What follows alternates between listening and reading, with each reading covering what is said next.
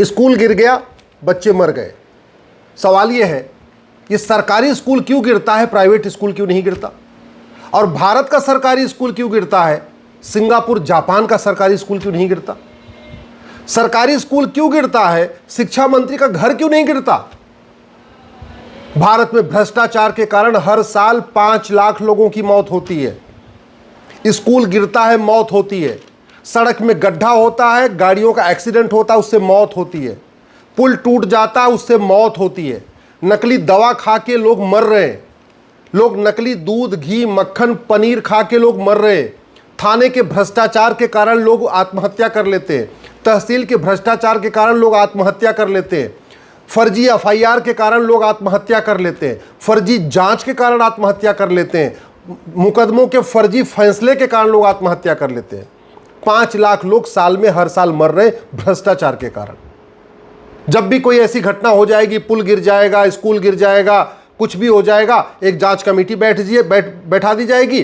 जांच कमेटी के बाद उसके बाद जो लोग मर गए उनको 2-4 लाख रुपए दे दिया जाएगा। फिर जांच कमेटी चलती रहेगी। हो सकता है 2-4 लोगों को सस्पेंड भी कर दिया जाए। ये नेचुरल एकदम फिनोमिना हो चुका है। तू तो मैं होगा, आरोप प्रत्यारोप होगा, नूरा कुश्ती होगी, बतौलेबाजी होगी, तू चोर मैं सिपाही होगा। ये सड़क उसके टाइम में बनी थी, ये स्कूल उसके टाइम में बना था, ये उसके टाइम में बना था, ये उसके टाइम में बना था। कुल मिला के यही डिबेट होके और मामला ठंडा।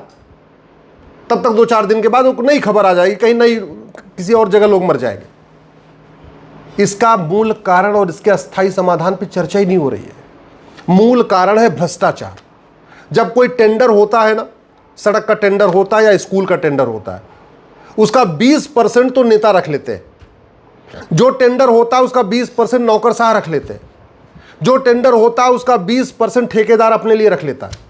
तो 60% तो ऐसे निकल गया। 20% लेबर मिस्त्री के ऊपर खर्च हो जाता है। तो मटेरियल कितना लगा?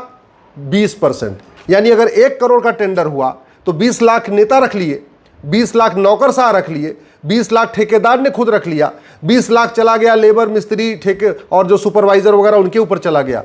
और मटेरियल कितना लगा? मात्र 20 लाख का। अरे जब 1 करोड़ के टेंडर में केवल 20 लाख रुपए का मटेरियल लगेगा तो पुल तो गिरेगा ही, सड़क तो बार बार टूटेगी, स्कूल गिरेगा, छत गिरेगा, बिजली के खंभे में करंट उतरेगी। यही होगा और यही हो रहा। चूंकि भ्रष्टाचार हमारे देश में जघन्य अपराध नहीं है, इसलिए चल रहा है। भ्रष्टाचार को हमने आज तक देशद्रोह घोषित नहीं किया।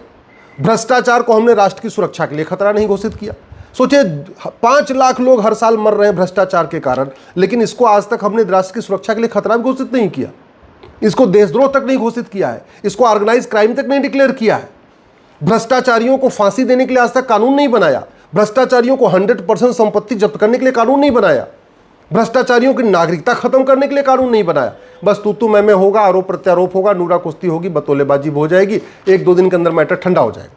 यही काम नेता भी कर रहे, यही काम अभिनेता भी कर रहे, और दुर्भाग्यवश यही काम हमारी खबर पालिका में हो रहा है। सड़क, स्कूल गिरा, शाम की मैं डिबेट देख रहा था। सारी पूरी डिबेट में ये स्कूल कब बना था, किसने बनवाया था, कैसे बनाया था, शिक्षा मंत्री ने क्या बोला, विपक्ष के नेता ने क्या बोला, ले देगी। किसी पत्रकार की इतनी हिम्मत नहीं हुई कि ये बताओ भ्रष्टाचारियों को फांसी देने के लिए कानून कब बनेगा। किसी पत्रकार ने कभी डिबेट में पूछा ही नहीं, या किसी प्रेस कॉन्फ्रेंस में नहीं किसी नेता से पूछा कि भ्रष्टाचारियों की 100% संपत्ति जब्त करने, नागरिकता खत्म करने, आजीवन कारावास, फांसी देने के लिए कानून कब बनेगा। जब पूरी दुनिया में सबको पता है कि जितनी बड़ी नोट होती उतना ज्यादा भ्रष्टाचार होता है, और भारत में 83 करोड़ लोगों को तो मुफ्त में राशन देना पड़ रहा है, गरीबी रेखा के नीचे हैं। सरकारी आंकड़े कहते हैं कि 80% लोग 100 रुपए से कम खर्च करते हैं पर डे। मात्र 20% ऐसे लोग हैं जो 100 रुपए से ज्यादा पर डे खर्च करते हैं, और जो 20% 100 रुपए से ज्यादा खर्च करते हैं उनके पास एटीएम, पेटीएम, भीम, UPI, debit card, credit card है। फिर ये 100 रुपए से बड़ी नोट की जरूरत क्या है? मैं कई बार कह चुका हूं, 100 रुपए से बड़ी नोट बंद कर दें, 25% भ्रष्टाचार तुरंत खत्म हो जाएगा। इस भारत में आज की डेट में सब लगभग अधिकतर लोग डिजिटल पेमेंट कर रहे हैं। एटीएम, पेटीएम, भीम, यूपीआई, रुपए कार्ड, कुछ न कुछ यूज कर रहे हैं। फिर 5,000 रुपए से ऊपर कैश लेन देन क्यों परमिट किया जा रहा? अगर कानून बना दें कि 5,000 रुपए से ऊपर कोई भी आदमी कैश में पेमेंट नहीं कर पाएगा, चाहे वो बिजली का बिल हो, चाहे वो कोई और बिल हो, चाहे वो गाड़ी खरीदना हो, चाहे पेट्रोल भरवाना हो, कुछ भी अगर जहां 5,000 रुपये से ऊपर देना है वो कैश में नहीं होगा। किसी को दिक्कत भी नहीं होगी, सब लोग आराम से पे भी कर देंगे। और जैसे ही ये काम हम कर देंगे 25% भ्रष्टाचार खत्म हो जाएगा। 50% भ्रष्टाचार केवल 2 काम से खत्म हो जाएगा। 100 रुपये से बड़ी नोट बंद कर दें और 5,000 रुपये से महंगे सामान का कैश लेन देन बंद कर दें। 130 करोड़ से ज्यादा आधार बन चुका है। ऐसा कोई परिवार नहीं जिसके घर में आधार नहीं, ऐसा कोई परिवार नहीं जिसके घर में बैंक खाता नहीं।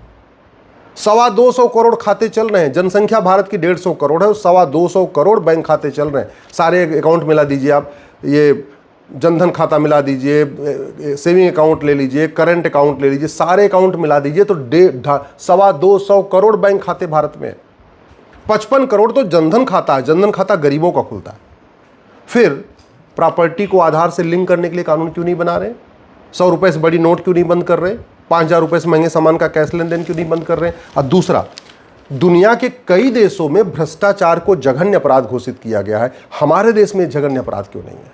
दुनिया के कई देशों में भ्रष्टाचारियों को फांसी होती है, हमारे देश में यह कानून क्यों नहीं है? कब बनेगा? दुनिया के कई देशों में भ्रष्टाचारियों की 100% संपत्ति जब्त होती है, हमारे देश में यह कानून कब बनेगा?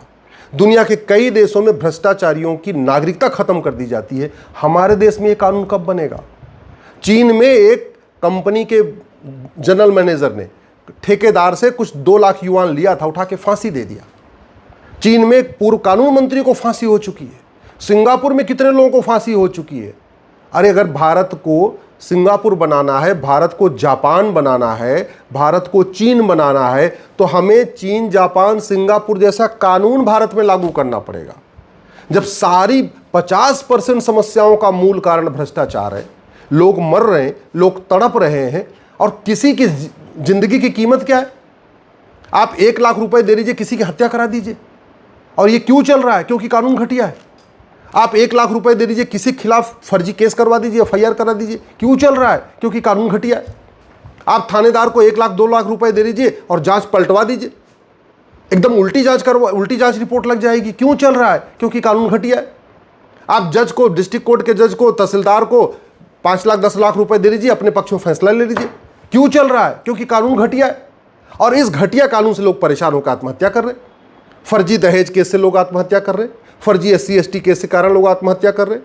ये जो रोड एक्सीडेंट हुआ, सड़क गिरना हुआ, पुल गिरना हुआ, ये अलग बात है, लेकिन भ्रष्टाचार कारण और भी तो अलग अलग उसके इंपैक्ट आ रहे हैं ना। फिर भ्रष्टाचार के ऊपर चर्चा क्यों नहीं हो रही है? कोई एक भी सांसद संसद में उठ के खड़ा होकर बोला कि हाँ, भ्रष्टाचारियों को फांसी होनी चाहिए, नागरिकता खत्म होनी चाहिए, इनकी प्रॉपर्टी जब 100% प्रॉपर्टी जब्त होनी चाहिए? कोई एक सांसद, विधायक का नाम बताइए जिसने विधानसभा में खड़े होकर कहा हो कि भ्रष्टाचार को जघन्य अपराध घोषित करना चाहिए और भ्रष्टाचारियों का narco polygraph brain mapping test करके इनको साल भर के अंदर फांसी होनी चाहिए? कोई एक मंत्री का नाम बताइए आप जिसने कभी पब्लिकली बोला हो कि हाँ, ये भ्रष्टाचार देशद्रोह, इस भ्रष्टाचार को देशद्रोह घोषित कर देना चाहिए और ऐसे भ्रष्टाचारियों को साल भर के अंदर फांसी दे देनी चाहिए। सबको पता है कि भारत की 50% समस्याओं का मूल कारण भ्रष्टाचार है। एक भी सरकारी डिपार्टमेंट भ्रष्टाचार से मुक्त नहीं है, एक भी योजना भ्रष्टाचार से मुक्त नहीं है। थाना भ्रष्टाचार का अड्डा बना हुआ है, तहसील भ्रष्टाचार का अड्डा बना हुआ है, नगर निगम भ्रष्टाचार का अड्डा बना हुआ है, ये DDA, GDA, LDA जो भी है, ये PDA, ये सारे भ्रष्टाचार के अड्डे बने हुए हैं। कोई ऐसी योजना नहीं है जिसमें कमीशन नहीं जा रहा है। इसके बावजूद हम इसकी बात ही नहीं कर रहे कि बस तू मैं करेंगे, आरोप प्रत्यारोप करेंगे, नूरा कुश्ती करेंगे, बतौलेबाजी करेंगे। और सबसे बड़ी बात ये, आखिर क्या कारण है कि जो समस्या भारत में है सिंगापुर में नहीं है, जो समस्या भारत में है जापान में नहीं है, जो समस्या भारत में वो जर्मनी में नहीं है, जो समस्या भारत में वो अमेरिका में नहीं है? तो भारत की कोई समस्या लाइलाज तो नहीं है, भारत की कोई समस्या विश्वव्यापी तो नहीं है, लेकिन कानून बदलने पर कोई चर्चा नहीं होगी। मैं आग्रह करता हूँ, ये जो भारतीय न्याय संहिता है, इसमें एक चैप्टर जोड़िए करप्शन के लिए। भ्रष्टाचार को देशद्रोह घोषित करिए, भ्रष्टाचार को ऑर्गेनाइज क्राइम डिक्लेयर करिए, भ्रष्टाचार को राष्ट्र की सुरक्षा के लिए खतरा घोषित करिए, भ्रष्टाचार को देश की एकता अखंडता के लिए खतरा घोषित करिए, और भ्रष्टाचार को वेजिंग वॉर डिक्लेयर करिए।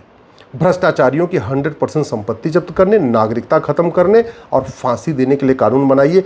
भ्रष्टाचार खत्म हो जाएगा। ये जो हर साल 5 लाख लोगों की मौत हो रही है, ये 5 लाख लोग बच जाएंगे, नहीं तो मरते रहेंगे।